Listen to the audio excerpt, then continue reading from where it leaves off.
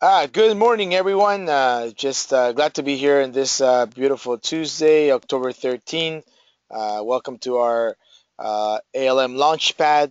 Look forward to spending some time with you and sharing more information in regards to what's happening in our universe, the digital marketing space. A couple of different changes happening, some interesting pieces of information, news items that we'll be sharing with you today.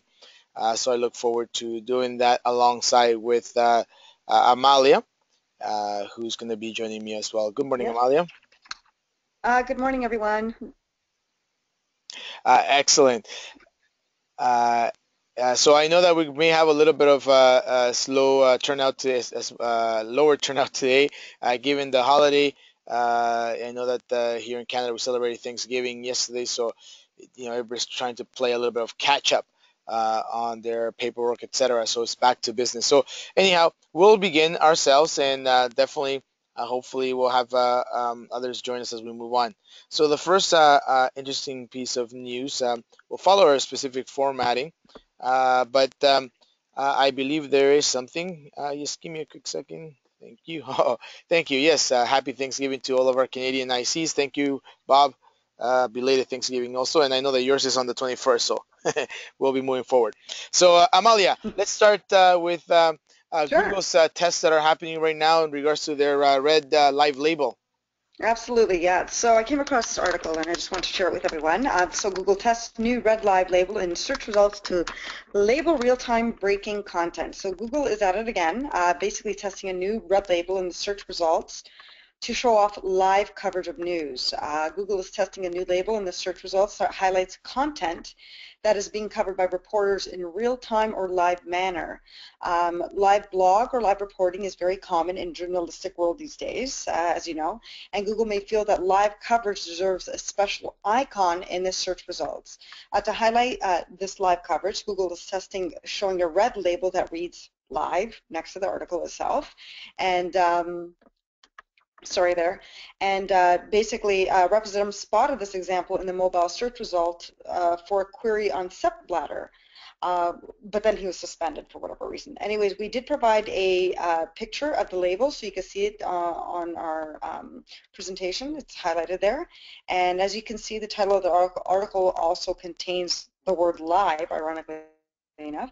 And Google tested many labels in the mobile results recently, including slow to load, red slow labels, and mobile-friendly labels. There's just one more test that is basically going on. So I thought that was really interesting, and I want to share that with you. Armando, did you want to add to that, or? Yeah, it's one of the many things that Google is now testing, and it seems that Yeah. in this case, it's really for live news. We'll see if it actually gets fully deployed.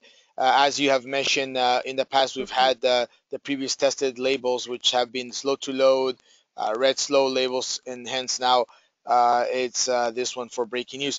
Now, a quick question, Amalia. This is only for mobile, correct? Like for mobile search results or also for desktop? I didn't get a chance to review it. It looks like it's only for mobile, but just wanted to verify with you. At, yeah, right now it's showing just for mobile at this point in time, but again, they might be moving to desktop soon enough. But right Okay. now they're just indicating mobile. Yeah. Okay, excellent. Yeah, so I mean that's interesting. B- unless we have any clients that are in the publishing industry or news industry, this will be very critical. But again, just showing you some of the things that Google's testing from their side. So interesting. Thank you, Amalia, for that. Thank you. Excellent. The other piece of news that I wanted to share with you is in regards to Yahoo also making some changes specific to their small business. As a matter of fact, they turned over local listings management to Yext. And MapQuest has done that last year, I believe so as well, kind of outsourcing the local listings management to Yext.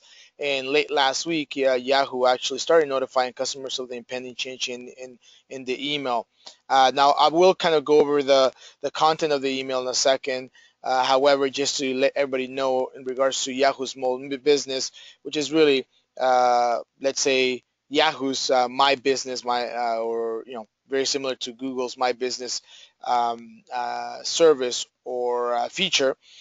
In this case, it's going to be managed by Yext now, and Yext will enable local marketers to manage the listings for free on Yahoo or to upgrade to Yext Power Listings data syndication product as indicated across a partner network of sites which include Bing, Yelp, Facebook, Foursquare, and others.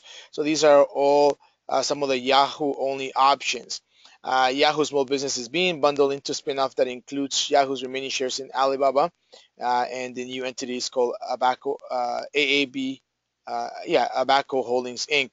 So it's an interesting move because now pretty much Yext will be managing not only just the free listings but also any power listings. And I don't think there's a lot of changes that you should be worried about if you have your clients already signed up to Yahoo's small business free listing. But just to let you know a little bit about the email that was sent out or notification, it states as such. Yahoo is thrilled to announce that we have partnered with Jex to manage your local basic listings moving forward. Some of the things that you can see from these partnerships are more options to publish your listings across multiple publisher sites and an updated dashboard to manage your listings. So what they've done is really brought everything together into one, allowing users and also customers to be able to publish across multiple sites. Okay, so it's really, really centralizing Yahoo Small Business. Now, at this time, you don't need to do anything. Yext will be making a new dashboard available for you in November, and they will notify you by email when your dashboard is available. So again, just keep a lookout in the email if you have um, um, signed up your clients to Yahoo Small Business. And in order to seamlessly complete the transition to your local basic listing, once your dashboard is ready, you will need to verify your business information and create a new account and password with Yext. So please do be in the lookout if you do receive this dashboard notification that you will have to, there's some sort of verification bit that will have to happen. Not sure at this stage how it will happen, if it's by phone, by mail, or by email. Most likely it's probably going to be by email, because if you already have a Yahoo listing, local basic listing, it should be seamless, right? So I'm pretty sure that there will be an email. This is just my opinion, okay, so don't take it up all on me on this, but my opinion is probably will be an email-based verification. If you do not set up your new Yext account within 30 days of notification from Yext, your listing may be changed to an unclaimed status. You can always return at a later date to claim your listing again. If you have an existing edit to your local basic listings that has not yet been approved by Yahoo, it will be reviewed by Yext and submitted to Yahoo if approved. So again, those are for edits that are happening on new listings, just letting you know how the process will happen. If you would like to upgrade to a Yext Power Listings package and have the ability to immediately begin managing your data on over 50 sites, including Yahoo, sign up here to Yext.com. So I guess, again, it's a move from Yahoo to consolidate everything under Yext, but at the same time, obviously with the purpose in mind for advertising as well. So now, one of the questions I have, so will this affect those of us using your NAP services? Most likely, our team in who have who will be uh, there are two things that I would recommend happen here. One of them is, if your client, because at the end of the day, when we do any type of directory submission, if we use your client's email. So if your client does receive an email from Yext, kindly just forward it to our team, and our team will review it. Definitely, for the most part of our link building services does include, obviously claiming your Yahoo listing. So yes, please do let us know. In other scenarios, our team is also aware of this, so they also, if we use our own email address or a secondary standard email address, will probably be notified about this. So yes, definitely do the two things. Number one, just notify your client if they receive an email from Yext. It's totally normal. Or Yahoo, to just forward to you, and you can forward to our team, and our team directly will work with the changes. In the second scenario, our team will automatically make the changes as these things do happen, right? And for the most part, we'll continue to focus on the Yahoo small business free listing, because that's what this is all about. It's all about the Yahoo local basic listing, which is free. So again, we'll be able to do that. I believe if there's any changes, the team will probably notify each IC so you can notify your clients. But this is where we can take it from now. Okay. Thank you for that question. And is it for all online directories? Nope. This is only affecting Yahoo Small Business. Okay. And their local basic listing. Excellent. Just moving on to the next one here. This is an interesting article that I found on Search Engine Land. If you have a chance, maybe this weekend to review it or whenever you have a few minutes, definitely talks about how Google won the PR battle for SEO and why that's a good thing. So, as you know, over the years, there has always been two sides. There's been the SEOs and there's been Google, where Google's try to dictate and, in essence, yeah, dictate and lead what happens in on the internet, right? And what specifically what happens on search. And it's been always SEOs who've tried to kind of stay ahead of the curve, try to circumvent things.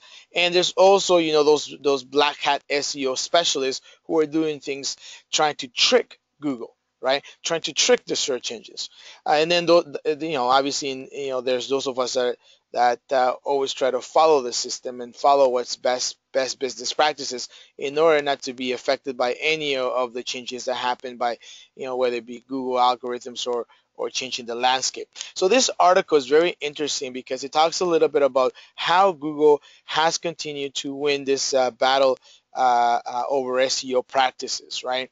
And this goes back to many years ago, as when search engine optimization really started to kick off back in the late 90s, mid to late 90s. And always SEOs have tried to see, in order to outperform competition, try to find tactics and ways of fully optimizing. And at times, you know what, some of them have been gray and black hat tactics, right? In this one, it talks a little bit about how shady SEO agencies have been left to drag their wounded link farms and keyword stuff pages from proverbial battlefield, and that's because Google has served a little bit as I guess as an authority and overseer of the search engine results landscape, right? So it talks about three key things that they've done that's been very helpful in their battle over SEO and how Google has been very strategic about doing that. Number one was what they call the shock and awe. And with all the changes that were happening in the landscape, all the SEO tactics that were totally negative, that were only benefiting the few, and at the same time, was really starting to misrepresent what search engine optimization was all about and giving our industry a bad name. This is where Google, part of Google's strategy was to start, obviously, launching all of these algorithm updates. And in their relentless, in the past 4 or 5 years to do this, you know what? They've been able to maintain control, maintain order in the whole internet space or ecosystem, right? So the unrelentless updates have allowed Google to maintain pretty much control, right? And now search engine optimization, and it's here to stay. It's not gonna leave, because as much as Google, at least my opinion is, as much as Google wants to create spaces for advertising and perhaps promote or involuntarily have individuals spend on advertising via paid search, there's always the organic factor in the organic search results, which still has a very great push in generating traffic for companies, right? Your standard Google search results. However, Google has been able to maintain, I guess, order within Google organic search results by all these updates that have occurred in the past few years. So that's the number one uh, uh, uh, aspect of this battle example. Number two is what they call the olive branch, and that's Matt Cutts. For years, Cuts played the good cop, the helpful, friendly tech support guy for the SEO community. He detailed algorithm updates and answered the community's questions, and at least seemed to be a voice for webmasters inside Google. So this was another way how Google has strategically, from a PR perspective, not only made changes to the game in regards to the landscape for optimization, at times dictating it. Specifically for the Google search engine itself, but also leading the way because Yahoo and Bing have followed. But at the same time, not only have they made these changes, but it also has come with a bit of help, and that help has come through Matt Cutts in this case scenario, where he was for many years the voice of Google and the voice in the community, right? So not only did they order. They dictated changes, but also they provided help to SEO specialists on the best business practices and recommendations, right? So it hasn't been all a full out dictatorship as sometimes it feels like, right? Google has really worked with SEO specialists to find that medium ground, right? So that's number two. Number three is that, after all, keywords, what happens with keywords, and the secrets stay secret, and we're looking at all that information and all those searches that at the end of the day we're not able to do, all those unknown numbers on Google Analytics, unknown metrics that we cannot really find out what are the some of those top keywords that are being searched for. That will remain that. And in this article, the author talks about how Google has played their hand very, very close to the chest. And recently, an FTC investigation against Google demonstrated that the company's claims have not always been accurately represented in their PR statements. So they have gotten to a little bit of hot waters with the FTC in regards to the things that they've done that have seemed to be a little bit of the Big Brother side. But at the end of the day, you know what? The author talks a little bit about the fact that it has definitely helped maintain order in SEO. Again, some SEO specialists may agree, and some of them may disagree on that specific comment. So at the end of the day, is Google's victory of really dictating what happens on Google search, or at least in the search engine space, is it good or bad for brands? And according to the author, he talks about how Google has succeeded in shifting the focus of the SEO industry away from short-sighted SEO tactics and toward creating the best user experience with high quality, which of course benefits Google. But at the same time, it's an evolution that needed to happen from my perspective, because with so many companies were burnt by all these shady SEO agencies, that all they were doing were malpracticing SEO through all this link farming and thin content and keyword stuffing, etc., which at the end it wasn't true search engine optimization. So it wasn't truly legitimate. So when you look and when the dust has settled, you can see that at least today, where Google has succeeded is in really dictating or guiding SEO specialists and companies to focus more on long-term goals, such as best user experience with high quality content, right? Which at the end it feeds into Google again, because it benefits Google by having a reputable search engine with reputable search engine results, right? And if you want to be in the top one, or even in the top two pages, you have to have some quality content, and obviously at the same time a great user experience. So if you have a chance to review this, you can actually use this from a sales perspective, educational perspective, educating your prospects and your existing clients on really a little bit of a history of what has happened with our field in the past few years. So definitely wanted to share that with you as well, because I thought it was a very interesting article. It's on Search Engine Land. It's called Google One PR Battle. SEO, that's a good thing.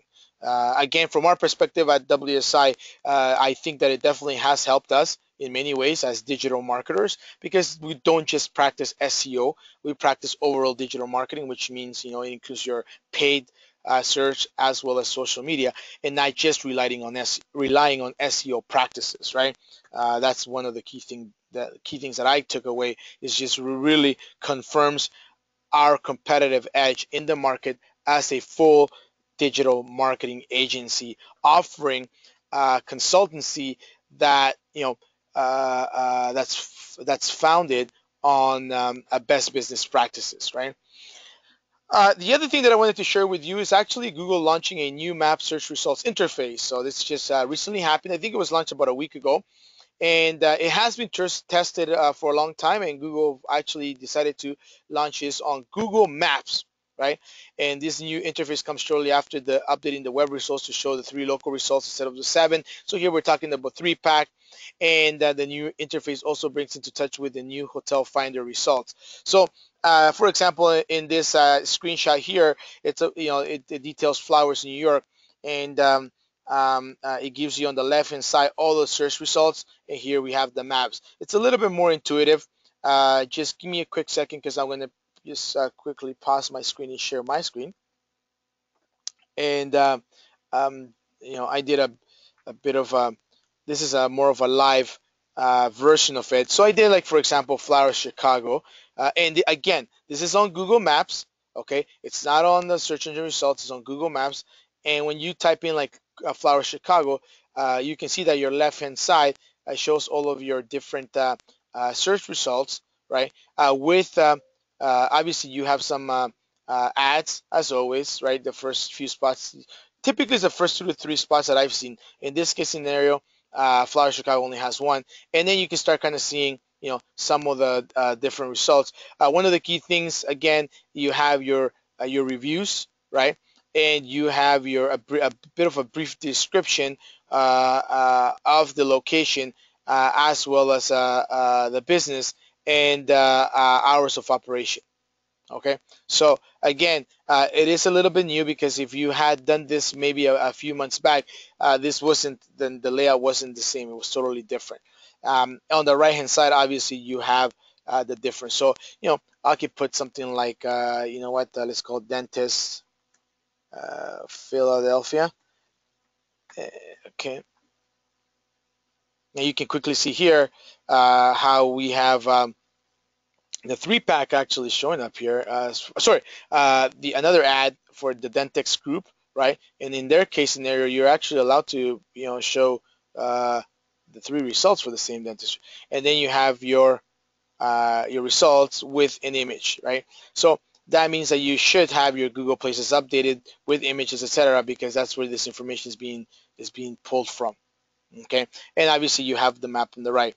Now, the other thing that I wanted to share with you as I move along this, give me a quick second, is also the fact that from a mobile perspective, the results have also changed a little bit. When you look at the mobile on the results and you click on any results, the details page, you'll see that it has, a nice picture. It has the reviews. It has all the elements that have to do with the location. It has the telephone number as well, and if you want to edit, so it's starting to give you a little bit more of that user experience. Again, this is only active for Google Maps. Okay, so I want to kind of make sure that's very clear. That's it for people that they may go into Google Maps. I want to see if I can show. It is also showing here in the desktop version. I just double checked this, and if you look at the desktop version, and all I did here was just click on Dr. Ken Circa here on the right, and right away I have my details page. Okay, I don't know why I'm only getting half of his picture. I don't know why that's happening, but I guess that's what happened there. His reviews, 107 reviews. Wow, no wonder he's the number one. Okay. This is Philadelphia, highly competitive market. Details, address, website, telephone, hours of operation. Obviously, the review summary, 4.6 stars out of 5. Some testimonials, and some other related ads. Okay, so this is more than that. So as you can see, if you are, you may not actually need your Google if you are driving and you kind of looking for information on a specific service or product, or most likely a service, you may just go into Google Maps or away and look for it. So interesting how they're changing it. It has that mobile, a responsive design look. So obviously it's going to also work for mobile. So I thought I wanted to share that with you, something that has been released recently, and I would encourage that you review your clients and make sure that they're showing up properly. You know that you're happy with what they're showing up, and if not, well, there was always time to make changes to make it even better.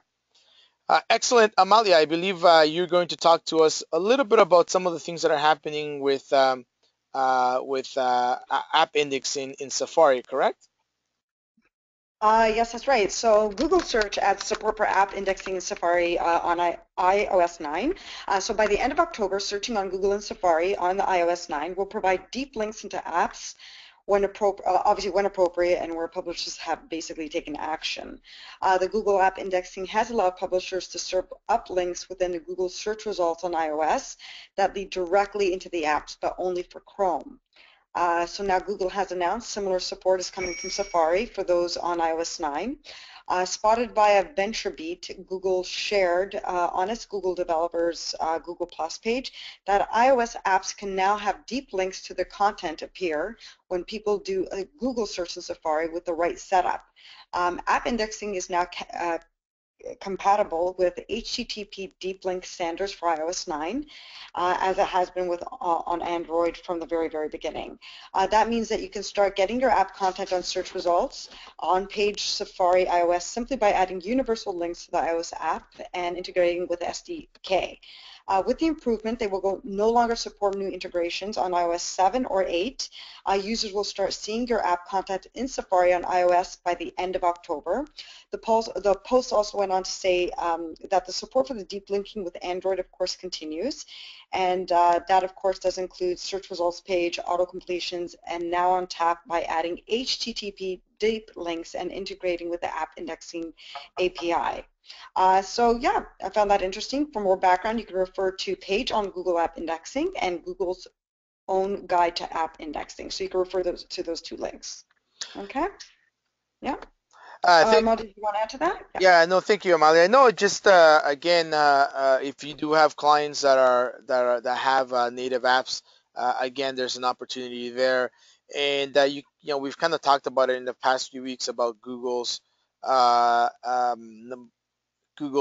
initiatives to focusing on serving up links within Google search results, specifically, the deep linking. So definitely, it's something that you should keep in your arsenal of information in case you come across a prospect or a client that needs that and they need an overall strategy. So, from our perspective, I can tell you the demand hasn't been that high for these type of services. But I know that as Google continues to focus a little bit on this and kind of giving us some breadcrumbs of information and hints, this will become a bit more important in 2016. So there's an opportunity there. And as Amalia has shared, definitely we can help you with that. But also, you know what? Let me just try to get you guys the links as we move through the presentation. But thank you, Amalia, for that. Again, just like Google was focusing on mobile late, I guess mid and late 2014, they're starting to focus a lot more on app indexing. So keep an eye on that. Excellent.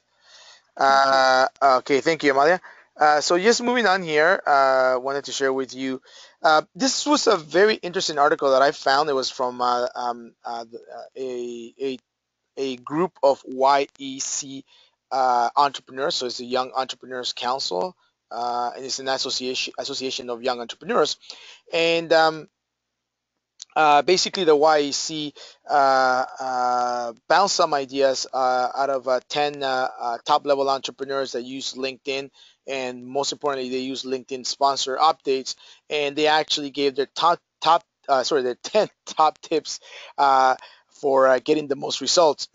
So if you are currently using LinkedIn sponsor updates, or were thinking about using LinkedIn sponsor updates, which it's really, their advertising platform, one of their advertising platforms, definitely you may want to take a look at this on Search Engine Journal.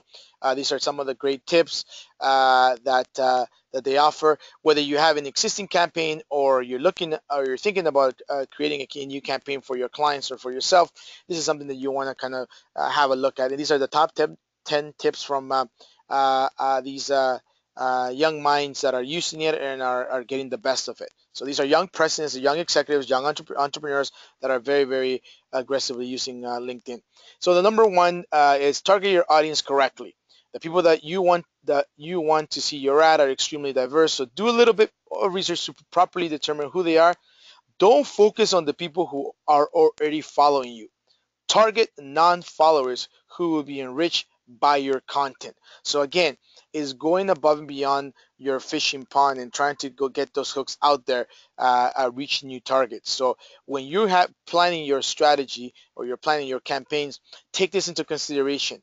Don't just target to the audience that's already following you, because you don't need to do any LinkedIn sponsoring for them. You can always attract them through your existing activity.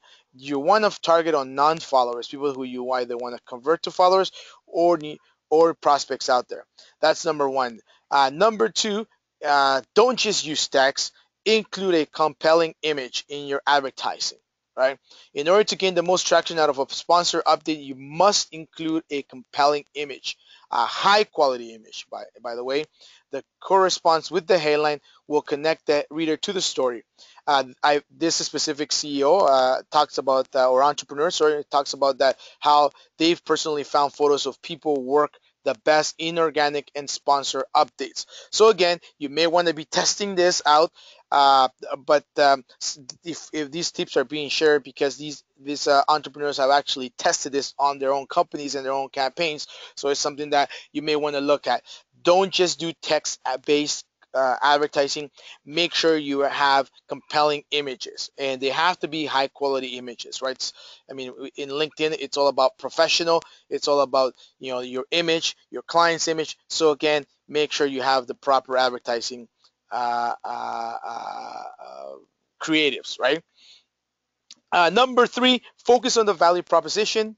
Have a compelling message with a value proposition that focuses on the benefits to your customers or help solve their problems.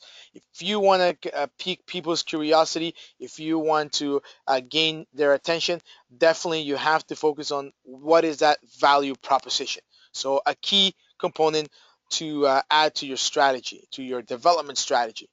So even before launch, as you're planning your strategy, make sure you have your value proposition already figure out for your client what that is, right? Target your updates, target your content by industry or job title, very standard, and make sure the update has something that's tailored to that audience.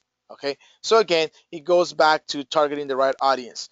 Be clear and concise. Users are most attracted to short and sweet headlines and content that gives a clear look into what you are promoting and what your overall message is. So, in other words, cut out the fluff and get to the point.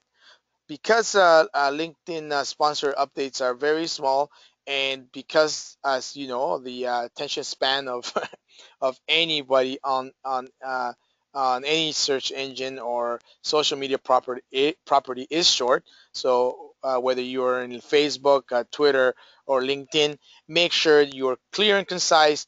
Get to the point. You know, short messages work better. Short and sweet headlines work better than long and uh, uh, complex headlines, if you will. So again, make sure that your message is very clear and concise in what you're trying to get across for your client. So these are 5 key tips that we have for getting the most out of LinkedIn sponsor updates. And these are tried and tested, right? So again, want to repeat that. Another executive talked about remarketing tags. Make sure you have all landing pages tagged with remarketing pixels so you can reconnect with those early stage prospects and close the sale with a stronger call to action. Again, very, very interesting, very, very interesting. And this is again closing the loop, right? If you are investing in advertising and you're driving them to a specific landing page, uh, whether it be external to LinkedIn, or you want to make sure that you are using remarketing, right? You want to make sure that that's already established because you want people to come back, and because people could be in different stages of the sales process, you want to be able to remarket them or retarget them, right? So very important not to forget that, not to forget that component of the strategy. If you're going to do something, remarketing has any type of paid search for me, remarketing has to be part of it, right? And if you look at it, remarketing usually is not as expensive as the initial investment of getting your visitors back into your site, initially getting them to your site, attracting them to your landing pages. I think that remarketing, based on my experience and working with a few of our clients, it has been it's more cost effective. So you know what, have it there. Remarket them, because like this executive says, you'll be able to remarket them and close the sale with a stronger call to action with a different ad. Okay. And the next one is seeded with interesting comments. Help create a conversion around the sponsor update by seeding some interesting or controversial comments early on. Once the thread starts developing, the audiences will be a little bit more engaged. So again, you want to have a very well thought out creative campaign from that perspective, right? So you want to kind of start peppering in some controversial comments if possible, or some interesting. You want to raise people's eyebrows or catch their attention. Those are the things that you want to do. Use a compelling title. It's not enough to have a clever title. The title should generate curiosity and force the click. So it has to force a call to action. So a strong call to action has to be included in your title, right? That's another. As a matter of fact, in this article, the executive who gave this advice talked about the fact how they've tested different titles for different campaigns, and at the end of the day, what they found out is that having a very, very compelling title is very key based on the data. Promote your LinkedIn group. LinkedIn groups are an effective tool to build and grow an engaged community. This is because everyone who joins your group on LinkedIn is automatically opted to your updates, so you can nurture your hard-won leads through messaging and content. So again, another way of doing some cross-functional advertising as well, and being able to uh, generate additional members or additional views, clicks, etc., by being able to promote your LinkedIn group. And the final one, number 10, which I kind of like, this one in number 6, I definitely like, which is making sure that you add Google UTM tracking parameters to your updates. So again, you want to have visibility. You want to be able to track the results of your campaigns. So definitely tag each update to see which ones are performing the best for your website. So again, when you're doing a LinkedIn sponsor update campaign, make sure you take into considerations all of these things, because this is what the experts are recommending, right? It's not just about getting it up in a week and you forget 40 or 50% of these important elements, right? And that's why campaigns fail, because your client sometimes focuses on tactical, not strategy. So make sure that you work with your client to think a little bit more about strategy beforehand, before the deployment of any tactical campaigns, right? So specifically in this case for LinkedIn, because it can work, right? So as you can see, remarketing, adding Google codes, compelling titles, as I said, make sure images, adding images, focusing on the value proposition. I mean, these are all things that sometimes, we forget, right? Because we're focusing too much on the tactical component. So again, these are 10 tips for getting the most out of LinkedIn sponsor updates. Great article on Search Engine Journal. Excellent. Just wanted to share an interesting report that came out. I think it was late last week, in regards to um, U.S. paid search ad spend growth, and the actual growth slowed down 12% in the last quarter. Okay, And part of this this was actually completed by a third-party company called Ignition One, which is a digital marketing consulting company, digital marketing technology company, sorry. And it's a great report, specifically if you want to if you're doing presentations, pitching to new or looking at educating existing clients. This is a good report, and I'll go over the quick the quick points that came out of the report right now.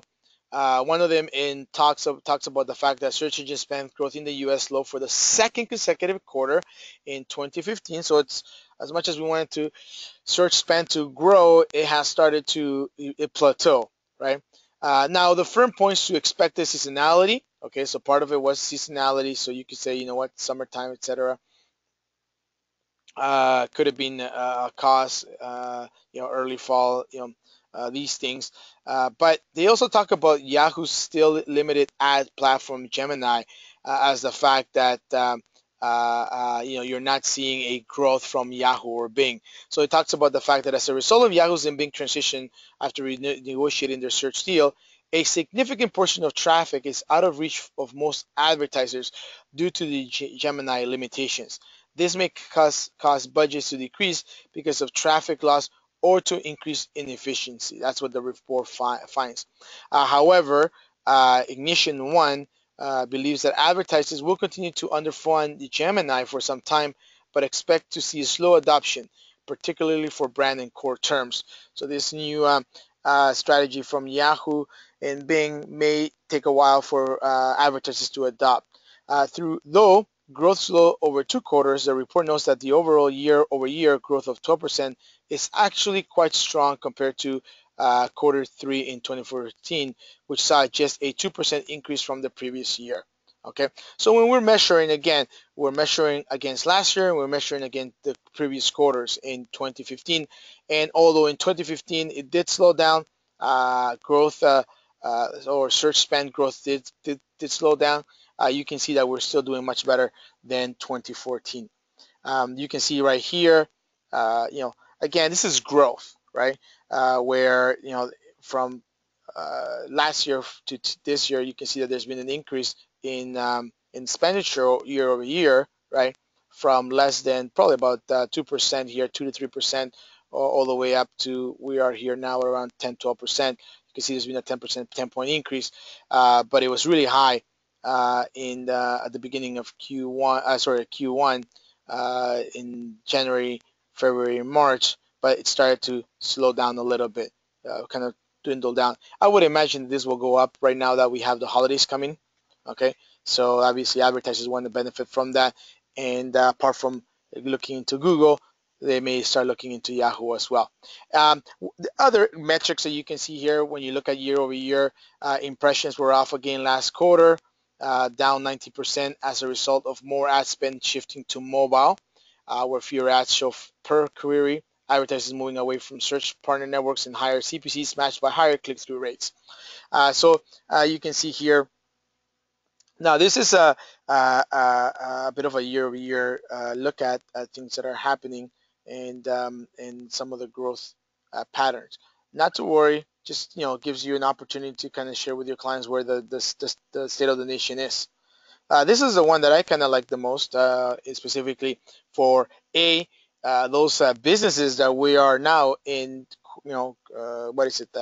Quarter number four in 2015, and they still don't even they haven't adapted to the mobile strategy yet. And smartphone spend is actually 50%, right? So definitely those people that have a mobile friendly website or responsive web design, they have to start now putting a little bit of their ad dollars if they're doing any paid search into mobile. As you can see, the spend has increased 50%. As a matter of fact, that paid search spend on smartphones rose 56% year over year and accounted for 64% of mobile search and ad spend, compared to 36% spend share for tablets. Tablets saw a minimal increase of 2% growth. So as you can see, mobile is growing leaps and bounds, right? Phone impressions did drop 21%, and tablets were off 28%. It will be interesting to see how the impact on impressions from Google's move toward the end of August to show up to 3 ads in mobile search results.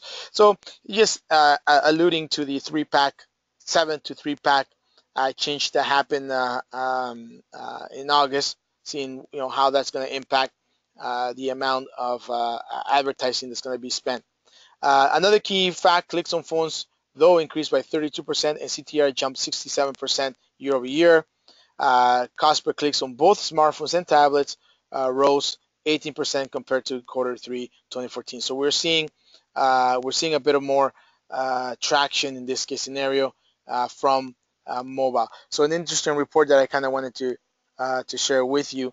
If you are interested in the report, definitely feel free to reach out to myself or Amalia. I just wanted to kind of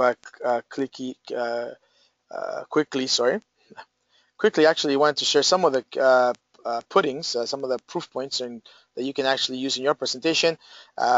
Yes, you can see. Another key thing that I forgot to mention was that Facebook outpaces Google as ad costs rise. So this was another interesting element that happened in this report. Facebook continues to grow in spend, up 40%, while Google Display spend dropped 19%. This is display, Google Display, not AdWords, just display. The cost of Facebook ads also continued to climb, with eCPMs up 33% compared to last year.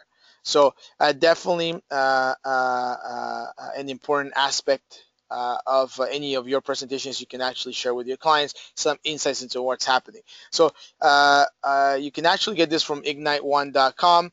It's a free report. Highly recommend that you download it. It gives you a lot of interesting facts. You don't have to know everything, but they have some great graphs that you may want to share in your presentations. I'm going a little bit slow. Like for example here, Q2 2015 U.S. mobile search spend share by device. You can see how phones are are have the highest share, right? Um, and some more. I think there was another one here that I wanted to share with you. Kind of talks about the programmatic display. Look, remarketing definitely growing, right, in importance, right? So very interesting to see. And I think there was one more. My apologies if I'm going a little bit fast in the screen. This one was also interesting. Mobile display share of ad spend by device type. So again, and also by operating system, Android versus iOS. So some of the stuff that can actually definitely help you in your presentations, and whether it's to a new prospect, or you're doing a presentation to a networking event, you can kind of bring some of these stats. So if you let me just copy and paste this. If you are interested, uh, feel more than free to uh, just give me a quick second. Feel more than free to download the report. It definitely can help you. Again, thank you for being with us today, Amalia. I believe you have a few updates from our I do. I perspective. have a Yes, I do. So I just quickly want to remind everyone to please join our webinar on October 27th. We will have a special guest. CRM expert Michael Chandran will be joining our webinar. So it definitely will be very informative, and we do ask for all of you to join us if you will. Also, another quick reminder is we are having our October promotions going on. Please, if you want to either reach out to Michelle, myself, or Armando, we could definitely, elaborate on what those promotions are, but just to quickly let you know, we're offering free setup on the local SEO, or also free setup for the bronze ASEO, and also a reminder we are providing the video that we premiered at the global convention for the amount of $199, and we will customize that for your website. So please definitely reach out to myself or Michelle or Armando, and we would be more than happy to help you. Okay? Thank you again for joining us. Thank you, Amalia. Definitely look forward to having Michael here in 2 weeks' time. He's going to be talking a little bit about it's a general discussion on the adoption of CRM by small businesses. As you know, it's that's where things are have been headed for a few years. Obviously, bigger companies have adopted CRMs, and some businesses, small medium-sized businesses, don't want to move towards a CRM platform. But he'll talk a little bit about from a sales and also technical perspective, what are some of the things that you can kind of share with your clients, and how to qualify if your clients will be able to uh, uh, easily, or benefit from having a CRM. So it's from the CRM experts, Michael, and also I think he's also representing Soho CRM. So we'll touch base with that. We do try to keep our webinars agnostic from a technology perspective, but this will be a great webinar to share with all, specifically the great opportunities that can happen for your existing and new customers. So thank you for being with us today, everyone. We appreciate joining us, and the best towards the rest of the week. Have yourself a great week. Take care. Bye bye.